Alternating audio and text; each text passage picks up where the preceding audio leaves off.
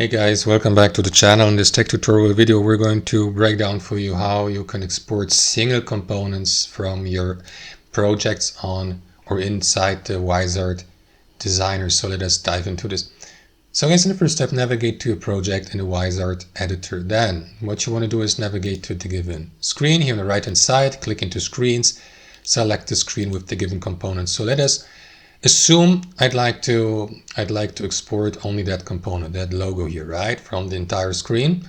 What you need to do, guys, is click into handoff here to the right, and then make sure that the given component is selected, of course, and then expand the export tab here. Choose your output file format, which may be PNG, JPEG, SVG, or PDF, and then also choose the amount. And then here to the right, you may also enable a transparent background. And once that's done, guys, click into export.